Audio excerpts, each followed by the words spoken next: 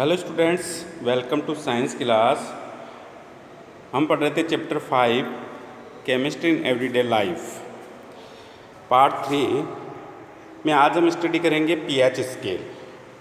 PH scale method जो है वो सबसे पहले सोरेनसन नामक साइंटिस्ट ने दिया था 1909 में। तो Sorensen the scientist in 1909 propounded pH scale and power of hydrogen ion concentration is called pH. So the negative logarithm of hydrogen ion concentration is known as pH. यहाँ pH equal to minus log 10 concentration of hydrogen ion. ये बड़ा bracket जो है वो hydrogen ion की concentration को show कर रहा है। इसके अंदर H+ आयन हाइड्रोजन आयन है और ब्रैकेट जो है वो कंसंट्रेशन के लिए यूज किया गया है। तो pH इक्वल टू हो गया minus log 10 H+ ion concentration. ये H+ आयन जो है वो फ्री स्टेट में नहीं रह पाता, हाइड्रोलिसिस होता है तब ये जो है वाटर मॉलिक्यूल के साथ, ये वाटर मॉलिक्यूल के साथ जो है अटैच होता है और हाइड्रोनियम आयन की फॉर्मेशन कर लेता है। तो pH equal to minus log 10 concentration of hydronium ion जो इसका फॉर्मूला होता है। The concentration of hydrogen ion और hydroxyl ion for neutral water is 1 × 10⁻⁷ mole per litre. Concentration of hydrogen ion या कह सकते हैं कंसंट्रेशन ऑफ हाइड्रोक्साइड आयन जो है वो 1 × 10⁻⁷ मोल पर लीटर होती है।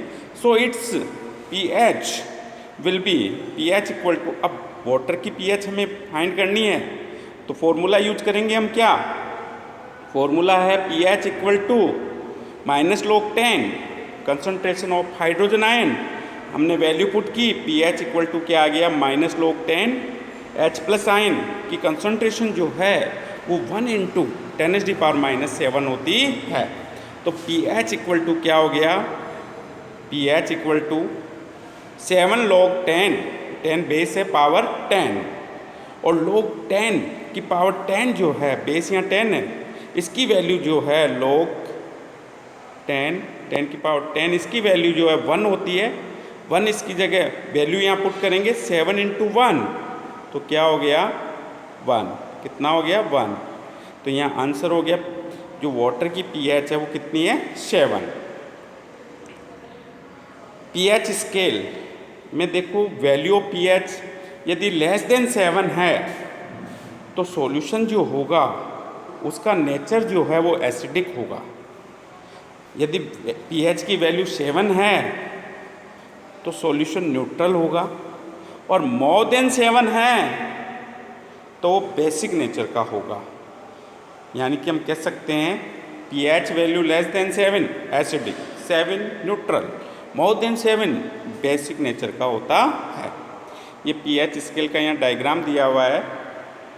pH स्केल देखो, यहाँ बीच में 7 पर जो है नेचर ऑफ सॉल्यूशन जो होगा वो न्यूट्रल होगा। यदि किसी सॉल्यूशन की pH 7 है तो न्यूट्रल नेचर का होगा। लेस देन 7 इधर जाएंगे तो pH वैल्यू क्या होगी? डिक्रीज होगी, कम होती जाएगी और pH वैल्यू डिक्रीज होगी। यहाँ कंसंट्रेशन ऑफ हाइड्रोजन आयन जो है वो इंक्रीज होगी और कंसंट्रेशन हाइड्रोजन आयन इस तरफ इंक्रीज होगी तो एसिडिक प्रॉपर्टीज भी इस तरफ क्या होगी? इंक्रीज होगी। अब देखो 7, मोर देन 7 से जितनी ज़्यादा pH वैल्यू होगी वो सॉल्यूशन उतना ही ज़्यादा बेसिक होगा, क्योंकि उसमें कंसंट्रेशन ऑफ हाइड्रोक्साइड आयन जो है वो ज़्यादा होगी। यानी कि हाइड्रोक्साइड आयन इस तरफ जाने पर इंक्रीज होंगे। जैसे मैं एक एग्जांपल से स्पष्ट कर रहा हूँ। हम दो सॉल्यूशन लेते हैं A एंड B। एक की pH जो है 3 है और B की 4। अब आपसे पूछा जाए कि इनमें से ज़्यादा एसिडिक कौन सा होगा, तो मैंने कहा था जितनी वैल्यू 7 से कम होती जाएगी इस तरफ जाएंगे, लेस देन 7 की ओर, वैल्यू डिक्रीज हो रही है, पीएच की वैल्यू डिक्रीज होती जाएगी, एसिडिक प्रॉपर्टीज क्या होती जाएगी, इंक्रीज। क्यों होती जाएगी? Because concentration of hydrogen ion जो इधर इंक्रीज होगी, तो यहाँ सॉल्यूशन ए जो है वो ज़्यादा एसिडिक होगा। क्यों होगा? बिकॉज इसमें जो है कंसंट्रेशन ऑफ हाइड्रोजन आयन जो है वो ज़्यादा है। अब देखो दो सॉल्यूशन लिए हमने, सी और डी, सी और डी, एक की पीएच 8 है, दूसरे की 9, तो इसमें सॉल्यूशन बेसिक नेचर ज़्यादा किसका होगा? तो आपका आंसर होगा डी का, क्योंकि डी में कंसंट्रेशन ऑफ हाइड्रोक्साइड आयन क्या होगी? ज़्यादा होगी। मोर देन 7 pH होने पर, इस तरफ जाने पर जो है आपके हाइड्रोक्साइड आयन जो है वो इंक्रीज होते हैं, तो डी सॉल्यूशन जो है ज़्यादा बेसिक नेचर का होगा। नेक्स्ट है the strength of acids and bases depends on the concentration of hydrogen ion and hydroxide ion present in solution. More concentration of hydrogen ions shows strong acid. More concentration of hydroxide ions shows strong base. pH values of some important solutions. यहाँ देखो कुछ solutions की pH value दे रखी है, उनका nature भी दिया हुआ है। 7 जिसकी pH होगी, 7 वो न्यूट्रल होगा, जैसे प्योर वाटर जो है इसकी pH कितनी है? 7, तो ये इसका नेचर कैसा है? न्यूट्रल। लेस देन 7 इधर जाएंगे, इससे जैसे जैसे वैल्यू pH वैल्यू 7 से कम होती जाएगी, डिक्रीज होती जाएगी, वैसे वैसे एसिडिक प्रॉपर्टीज इनमें बढ़ती जाएंगी। तो ये 0 to लेस देन 7 तक जितने भी सब्सटेंसेज हैं वो सभी एसिडिक नेचर के होंगे। फॉर एग्जाम्पल यहाँ देखो एग्जाम्पल दिए हुए हैं, acidic pH HCl, gastric juice, milk, curd, lemon juice, tomato, orange etcetera. अब देखो इस तरफ जाने पर pH वैल्यू क्या हो रही है? 7 से ज़्यादा हो रही है, मोर देन 7, और मोर देन 7 पे क्या होगा? नेचर जो होगा सब्सटेंस का वो बेसिक होगा, यानी कि मोर देन 7 to 14 जितने भी सब्सटेंस यहाँ लिखे हुए हैं उन सभी का नेचर कैसा होगा? उन सभी का नेचर जो है वो बेसिक होगा। फॉर एग्जांपल जो है basic pH sodium hydroxide, blood, soap solution, cold drink having soda, milk of magnesia etcetera, इन सब की जो pH है वो मोर देन 7 है, तो ये सभी सब्सटेंसेस जो हैं वो बेसिक नेचर के हैं। Importance of pH in daily life. We can face many problems of our daily life successfully by the knowledge, acidity and basicity. For examples, तो देखो इम्पोर्टेंस को 5 पॉइंट से यहाँ क्लियर किया गया है। फर्स्ट पॉइंट है acidity in stomach, tooth decay.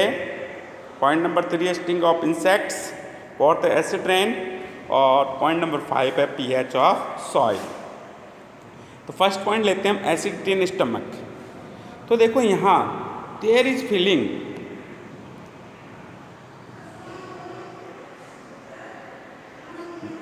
First point लिया हमने, there is feeling of burning and pain in stomach due to acidity. आपको पता है हमारे स्टमक में भी क्या है, एसिड बनता है, और उस एसिड का नेम है हाइड्रोक्लोरिक एसिड। तो at the time of acidity more quantity of hydrochloric acid is formed in gastric juice in our stomach.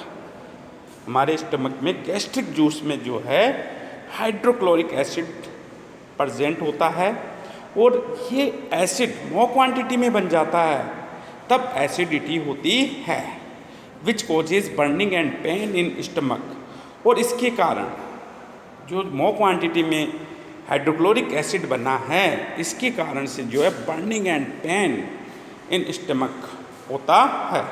Antacid like weak base, antacid जो होते हैं उनका नेचर जो होता है वो बेसिक होता है, तो बेसिक नेचर के एंटासिड सब्सटेंसेस जो हैं वो इस एसिड को क्या करते हैं? न्यूट्रल कर देते हैं, और जो बर्निंग एंड पेन होता है उससे राहत मिलती है।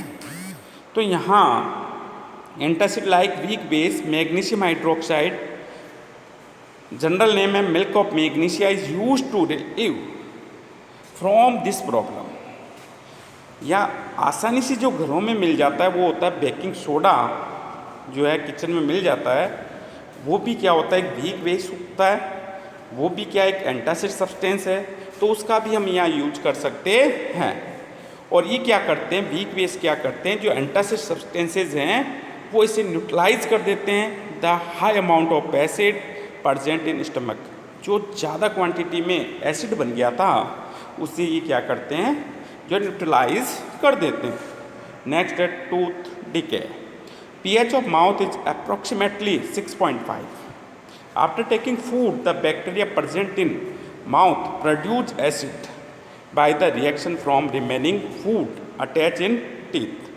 खाना खाने के बाद मुंह को अच्छी तरह से साफ नहीं करते हैं तो कुछ फूड पार्टिकल्स क्या होते हैं, टीथ के बीच में फंसे रह जाते हैं और बैक्टीरिया क्या करते हैं, उन पर रिएक्ट करते हैं, रिएक्शन करते हैं और वहाँ एसिड जो है प्रोड्यूस करते हैं, विच decreases the pH of mouth. अब एसिड बना मुंह में तो उससे क्या होता है, pH जो होती है माउथ की वो क्या होती है, डिक्रीज हो जाती है। If the value of pH is less than 5.5, और जब माउथ की जो pH वैल्यू है वो 5.5 से कम हो जाती है तो हमारी बॉडी का जो हार्डेस्ट सब्सटेंस होता है, सबसे कठोर सब्सटेंस जो होता है, इनेमल लेयर होती है जो कि टीथ पर पाई जाती है, वो डिकैड हो जाती है यानी कि संक्षारित हो जाती है। So toothpaste should be done after food और mouth should be washed from basic solution so that we can control the tooth decay. तो जो है टूथ डिके स्टार्ट हो जाता है। अब इसे रोकने के लिए क्या करना चाहिए, हमें बेसिक नेचर वाले टूथपेस्ट का यूज करना चाहिए या कोई माउथ सॉल्यूशन जो होते हैं वो बेसिक नेचर वाले यूज करने चाहिए आफ्टर फूड, खाना खाने के बाद। अब देखो next, sting of insects. The sting of insects like honey bee, ant और spiders secrete the acid which on coming contact to our skin creates burning and pain on skin. If at that time we use basic salt like sodium hydrogen carbonate at the place, then the effect of acid will be neutralized. तो देखा होगा भी insects like honey bee, ant, ये जब डंक मार देते हैं तो हमें क्या होता है, बर्निंग एंड पेन होता है।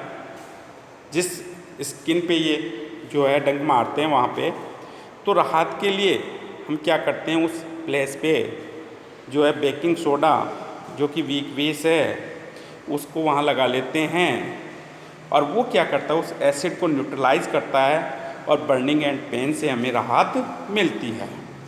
तो देखो यहाँ पे भी जो बर्निंग एंड पेन हुआ है वो एसिड के कारण हुआ है और एसिड को न्यूट्रलाइज कौन करते हैं, बेस करते हैं। तो यहाँ हम बेसिक नेचर के सॉल्ट जो है बेकिंग सोडे का यूज कर सकते हैं। Acid rain, rain water is considered as pure water. वैसे तो रेन वाटर क्या होता है, प्योर होता है, but now A days it's pH value decreases because of pollution. But देखो रेन वाटर जब अर्थ पर पहुंचता है तो एनवायरनमेंट से होकर गुजरता है और एनवायरनमेंट में क्या होते हैं, एसिडिक पॉल्यूटेंट्स होते हैं जो कि उस वाटर में मिक्स हो जाते हैं जिससे उसकी pH जो है वो डिक्रीज हो जाती है और this type of rain is called acid rain. This acid rain affects the river as well as the soil of fields, so it affect crops, living organism and whole ecosystem. Acid rain can be controlled by controlling pollutants. pH of soil. The crops seeded in soil can be selected by determining the value of pH of soil. It also determines the use of suitable fertilizers due to which good crops is obtained. अब next है some useful compounds in everyday life. जो हम daily life में compounds use करते हैं उनके बारे में यहाँ डिस्कस करेंगे। तो फर्स्ट है सोडियम क्लोराइड। इसका केमिकल फॉर्मूला है NaCl। It is called common salt, इसे कॉमन सॉल्ट भी कहा जाता है। It is a salt of strong base and strong acid. ये जो सॉल्ट होता है वो strong acid and strong base का होता है। यहाँ ये रिएक्शन होती है, हाइड्रोक्लोरिक एसिड स्ट्रॉन्ग एसिड है plus sodium hydroxide NaOH strong base है, रिएक्ट करते हैं sodium chloride NaCl plus H2O की फॉर्मेशन होती है। तो यहाँ स्ट्रॉन्ग ही तो एसिड है और स्ट्रॉन्ग ही क्या बेस, और उससे क्या बना सोडियम क्लोराइड NaCl बनता है। तो मैंने आपको बताया strong acid strong base react करते हैं, न्यूट्रल सॉल्ट की फॉर्मेशन होती है और इसकी pH वैल्यू जो होती है वो 7 होती है। कितनी होती है? 7। It's pH is 7 due to pH 7 it's nature is neutral. इसका नेचर कैसा होता है? न्यूट्रल होता है। Sodium chloride is commercially manufactured by drying the sea water. अब इसको देखो, कॉमर्शियली मैन्युफैक्चर कहाँ से किया जाता है? सी वाटर और सॉल्टी वाटर से किया जाता है। और the salt made by this method contains many impurities. इस प्रकार जो सॉल्ट बनता है उसमें बहुत सारी इम्प्योरिटीज़ होती है, लाइक मैग्नीशियम। अब कई बार नेम पूछ लेता है, magnesium chloride, calcium chloride etcetera impurities जो है इसमें पाई जाती है। अब इन्हें कैसे हटाया जाता है? तो इम्प्योरिटीज़ को दूर करने के लिए जो है एक मेथड यहाँ दिया हुआ है। For obtaining pure form of sodium chloride hydrogen chloride gas is passed through large tanks filled with saturated solution of sodium chloride. बड़ी बड़ी टंकी लेते हैं, उसमें सोडियम क्लोराइड का सॉल्यूशन भरते हैं और उसमें से हाइड्रोजन क्लोराइड गैस जो है पास करवाते हैं। Here in this way pure salt precipitated out. Pure precipitate of sodium chloride is accumulated और प्योर जो सोडियम क्लोराइड है यहाँ प्राप्त हो जाता है। अब देखो सोडियम क्लोराइड के जो है प्रॉपर्टीज़ यहाँ दी हुई है, गुण यहाँ दिए हुए हैं। तो it is white solid substance, it's melting point is high, in other word 1081 Kelvin. It is highly soluble in water. It is ionized in aqueous solution. Next is some useful compounds in everyday life uses. It is used as common salt in food. It is used in the preservation of food. It is used to form freezing mixture. It is used as a raw material for manufacturing sodium hydroxide, sodium carbonate, sodium hydrogen carbonate, bleaching powder etcetera जो इसका use होता है। इसी के साथ हम आज की क्लास समाप्त करते हैं। Thank you. नेक्स्ट क्लास में नए टॉपिक के साथ फिर मिलेंगे। धन्यवाद।